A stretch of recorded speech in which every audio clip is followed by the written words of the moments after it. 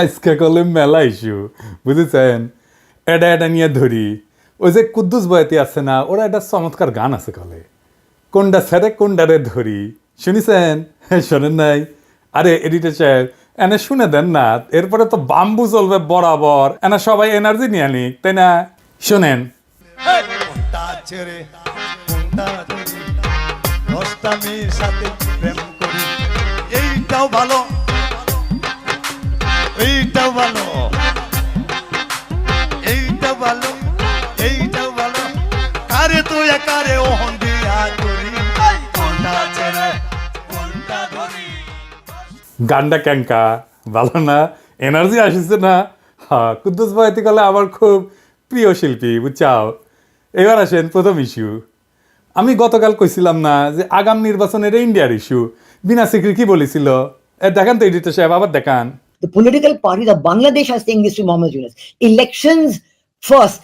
The reforms are to be done only by an elected government. This is business. ঠিক তার পরদিন বলল ভারতীয় সেনাপ্রধান যে 5 তারিখ নাকি সারাক্ষণ সে ওয়াকার সাহেবের টাচে ছিল।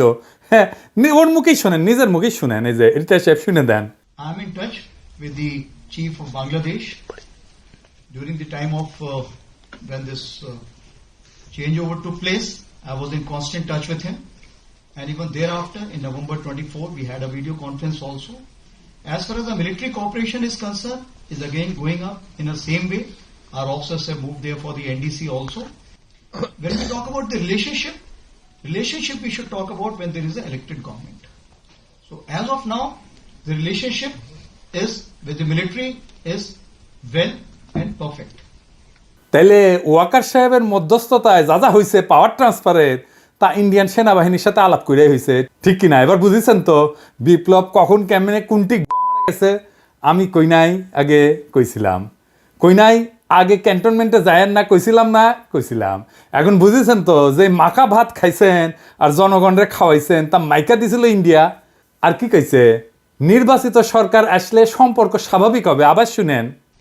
When we talk about the relationship we should talk about when there is an elected government. তার মানে বিএনপির সাথে সেটেলমেন্ট হয়ে গেছে, বিএনপি ক্ষমতাতে আসলে তার আর ডিস্টার্ব দেবে না, তার আগে যত পারা যায় ডিস্টার্ব দেবে, ঠিক কিনা বলেন? এবার আসেন দ্বিতীয় ইস্যু। বিশিষ্ট বাম মোশাহিদা সুলতানা হাঙ্কেরে প্রথম আলো ওটা একটা জুলাই বিপ্লব নিয়ে কলাম লিখেছে, সেটি লিখেছে আনু মোহাম্মদ নাকি এক দফার ঘোষণা দিছিল, আর তারপরেই নাকি হাসিনা পলাইছিল, বুঝাও। লিখেছে প্রেস ক্লাবে হাসিনার পদত্যাগের এক দফা দাবি ঘোষণা করেন অধ্যাপক আনু মোহাম্মদ। ঘোষণার পরপর একটি মিছিল প্রেস ক্লাব থেকে যাত্রা করে শহীদ মিনার অভিমুখে। বিগত দিনগুলোর কারফিউর থমথমে পরিবেশকে পেছনে ফেলে এই মিছিলে অংশ নেয় দলমত, শ্রেণী, পেশা, বয়স নির্বিশেষে সব ধরনের মানুষ। হাসিনার পদত্যাগের দাবিতে ঐক্যমত এবং জনসমর্থন সেদিনই দৃশ্যমান হয় জনসমক্ষে।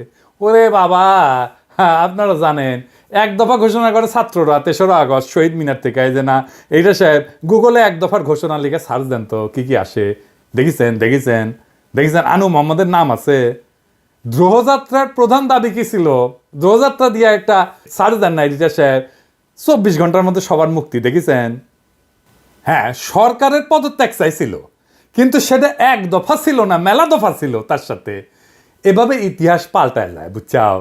এভাবেই প্রথম আলো তার পক্ষের বয়ান তৈরি করে বামেদের লেগা, মানে রক্ত দিল সবাই আর নেতৃত্ব হয়েছে বামের। এবার আসেন চট্টগ্রামের ওসি নিজামরে ধোলাই দেওয়ার ঘটনা, বিএনপির প্রতিক্রিয়া নিয়ে একটা কথা কয়ে নিই। ওসি নিজাম একজন দুর্বৃত্ত পুলিশ অফিসার ছিল। ওসি নিজামউদ্দিনের মা খালেদা মেম্বার, সভাপতি বাংলাদেশ মহিলা আওয়ামী লীগ বড়ইতলি চকরিয়া। এই যে সিআরপি সালাউদ্দিনের পাশের ছবিটা দেখেন, আর একটা ছবি দেখেন ওসি নিজামের। দেখেছেন বন্দুক ধরে আছে কিংকা করিয়া। তখনও কোতোয়ালি থানার ওসি ইনভেস্টিগেশন। 2014 সালে চট্টগ্রাম বিএনপি পার্টি অফিসের সামনে বিএনপি কর্মীদের বুকে ও বন্দুক ধরেছে নিজের হাতে। দেখেছেন? ওরা কিছুই করা হয়নি, ধরে থানার দেওয়া হয়েছে। টানাটানির সময় জামা ছিঁড়িছে। থানার দেওয়া হয়েছে কেন? কারণ ওই ওসি নিজাম হৃদয় তারুয়ার মামলার আসামি যে শহীদদের, কিন্তু ধরে দেওয়ার পর দেখা গেল তার নামে পুলিশ মামলা থেকে বাদ দিয়ে দিছে। দেখেছেন? বাদীকে না জানায় মামলা থেকে নাম বাদ দেওয়া যায় না, বাদীকে জানানোই হয় নাই। এই মামলার তদন্তকারী কর্মকর্তাকে আমি জানবার চাই, আমারে নাম দিবেন, ওর তদন্ত আমি আর আন্দাই দিমু। এই নিজামরে ধরিছে শহীদুল ইসলাম শহীদ নামে স্বেচ্ছাসেবক দলের নেতা এক বীর যুবক, আমার স্যালুট তারে দল থেকে বহিষ্কার করে দিছে। কেন? দুইটা কারণে। দুর্নীতির দায় সাজাপ্রাপ্ত মীর নাসিরের ছেলে মীর হেলাল ছেলেটার বিরুদ্ধে অবস্থান নিছে। দেখেন নেতা তারেক রহমান সাহেবের বক্তৃতা দেন এত পরিষ্কারভাবে বোঝানোর পরে যারা না বুঝার ভান করার তারা দায় দায়িত্ব তো দল লইত কিলেই দুষ্ট গুরুত্ব শূন্য গোয়াল বহুত বেটার। আর পুলিশ অ্যাসোসিয়েশন বিবৃতি দিছে খুনি নিজামের জন্য ওদের মনে নাকি গভীর সমবেদনা তৈরি হয়েছে। হারাম জাদা, হাজারের উপরে ছাত্র জনতারে পাখির মতো গুলি করে মাইরা ফেলাইছো, 25,000 ছাত্র জনতাকে চিরজীবনের জন্য পঙ্গু করে দিছো। ঠোলার আচ্ছা ঠোলা তোর হৃদয় আছে মাদার। ওই শহীদুল কি বলতেছে শোনেন, যে আমার ছেলে দেখতে দেশ নাই। শোনান এডিটর সাহেব। আমি আমার বাচ্চা দেখতে পারি নাই, আমি আমার বাচ্চার মুখ দেখতে পারি নাই। এ হচ্ছে হোসেন আদম, সাদত ভাইকে যে লাঞ্ছিত করেছিল, আমাদেরকে লাঞ্ছিত করেছিল। জামাতের নেতাকে ধরে শিশু সন্ত্রাসী বলে চালান দিছে 3-3 বার। তার দোকান লুটপাট করিছে। বউ বাচ্চা গেছে দেখা করতে, বাচ্চার 104 ডিগ্রি জ্বর আসছিল, দেখা করতে দেন সারা রাত ওই বাচ্চাটারে বসায় রাখিছে।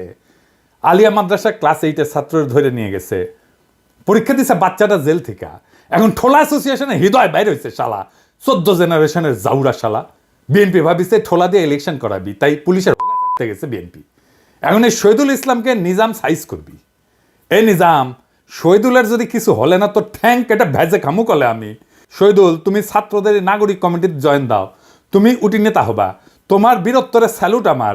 নাগরিক কমিটি করছি, যেটি ইনকা স্পিরিটেড বিএনপির তৃণমূল কর্মীর সাথে বেইনসাফি করবে বিএনপি না তারই নিয়ে নিবা। ওই যে ইসকনের নামে মামলা করেছিল না যে বিএনপি নেতা, তাকে নিয়ে নাও। ওই চট্টগ্রামে হিরোইক ইমেজ তৈরি করতে পারবি।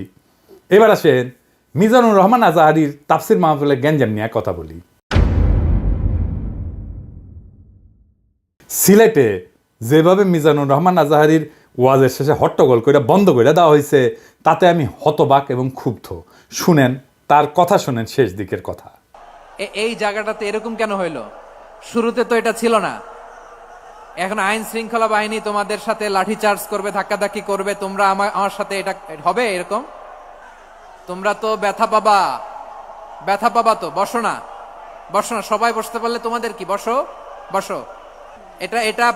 এটা আমি এখন পরিকল্পিত কিছু হতে পারে এই ধারণাও করতে হবে আমাদের। লক্ষ লক্ষ মানুষ বসে আছে, তোমরা একটু শান্ত হবে না? হ্যাঁ, বসো। আর 2 মিনিট একটু কোঅপারেট করো। 2 মিনিট একটু কোঅপারেট করো। জি পুলিশ ভাইরা, হ্যাঁ আস্তে জি বসে যাবে। হ্যাঁ ঠিক আছে, 2 মিনিট। এই বিভাগে আমার আর আসা হবে না, আমি একবারই তো আসলাম। সো যা বলার তো আমি এখনই বলতে হবে, এমন না যে আমি আবার সুনামগঞ্জে আসবো, হবিগঞ্জে আসবো। খুবই গুরুত্বপূর্ণ কয়েকটা কথা আমি রাখবো তোমাদের সামনে। বসো, শেষ করে দিব। এই তো আর 10 মিনিট সময় আছে আমার হাতে। বসো। মাশাআল্লাহ, এই ঠিক আছে। আমি কলে এখানে এক বিশাল ষড়যন্ত্রের গন্ধ পাইতেছি। ঘটনা ছোট, রাজনৈতিক গুরুত্ব অপরিসীম। আজারি সাহেব নিজেই কইছে যে সামান্য জায়গায় একটা অল্প কিছু লোক এই কাজটা করেছে। শুনেন, পুরো লক্ষ লক্ষ মানুষ, আমি তো দেখতে পাচ্ছি কত লক্ষ লোক হয়েছে। একটা জায়গায় কোনো সমস্যা নাই, এখানে কয়েকশো ছেলে পেলে এই ধাক্কাধাক্কি। না নিজে শুনতে পারতেছো, না অন্যকে শুনতে দিচ্ছ, না আমাকে বলতে দিচ্ছ। কি করতেছো তোমরা? এগুলো কি করতেছো? আমি আজকে just as a gesture of goodwill, আমি নামটা কইলাম না কে করিছে, কয়া দেবো কিন্তু কে করিছে এইটা। এই হট্টগোল হয়ে কেন সুষ্ঠুভাবে শেষ করতে পারলেন না তাফসির মাহফিল আজারি সাহেব? কারণ বিএনপি নেতারা প্রকাশ্যে বলিছে মাহফিলে আজারি সাহেব হেস্তনেস্ত শিকার হবে, এটা কইছে বিএনপি নেতা। সত্যি কথা, আমি ব্যানে করছি না। এই যে শুনেন, রহমান আজারি বক্তব্য রাখে বিএনপির বিপক্ষে, এত সাহস সে কোথায় পায়? আপনি এই জামাতের পক্ষে কথা বন্ধ করেন, নাহলে দেশের মানুষ যেভাবে আপনার এই যে মাহফিল করে, মাহফিলে কিন্তু আপনি হ্যাস্ত শিকার হবেন এই মুসলিম লীগের কারণে। কারণ এই মুসলিম লীগ কিন্তু বিএনপি কে পছন্দ করে, এই মুসলিম লীগ কিন্তু অন্য সংগঠনকে পছন্দ করে। কিন্তু আল্লাহর নামে স্লোগান দিয়ে, ধর্মের কথা বলে, মাথায় টুপি লাগিয়ে, পাঞ্জাবি পরে বিএনপি কে বকবেন না আপনি, তাহলে কিন্তু হ্যাস্ত শিকার হবেন।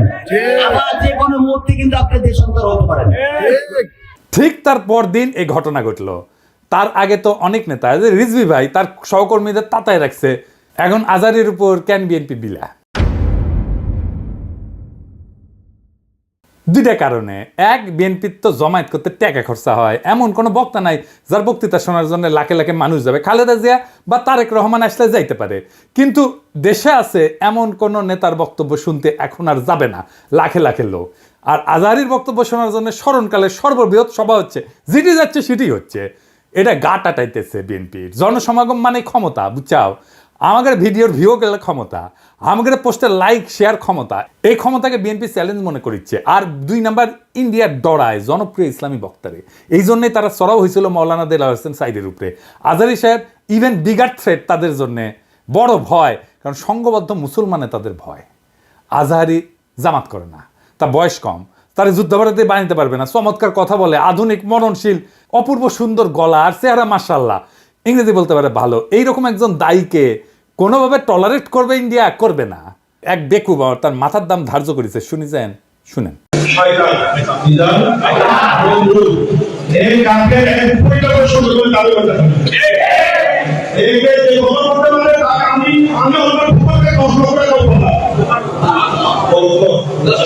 দেখেছেন তার জানের উপরে উঠে গেছে। পুলিশকে করছে ওই হারামজাদার এখনই ধরে প্যাকেট করেন, ওই যে কইছে 10 লাখ টাকা দিবে ও প্যাকেট করেন। বিএনপি নেতারাও খুব অপমানজনক ভাবে কথা কইছে যে আজহারী হুজুরের পিছে লাগিছে। দেখেন দুদু ভাই কয় আজার নাকি মাজার কি যেন আছে, দেখেন শুনেন।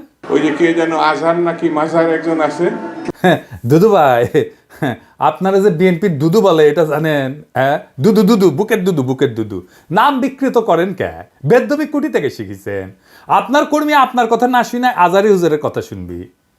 এটা জানেন না তো? কর্মীর সাথে তো যোগাযোগ নাই, জিজ্ঞেস করে দেখেন।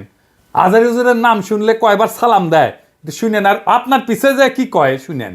নিজেরা বেশি হারকুলিস ভাবেন না, বুঝছেন? উঠলে দিন বাগে খেয়েছে। আওয়ামী লীগ আমলে ওয়াজে এসে আওয়ামী লীগ নেতারা চড়াও হইতো না, দেখেছেন না? চড়াও হইতো না। এখন বিএনপি নেতারা চড়াও হচ্ছে।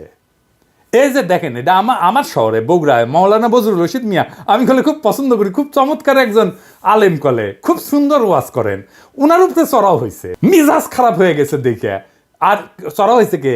আওয়ামী লীগের পান্ডা মোহনের ভাই বিএনপির নেতা বাদশাহ। 2 ভাই 2 দল করে, এক ভাই আওয়ামী লীগ, এক ভাই বিএনপি।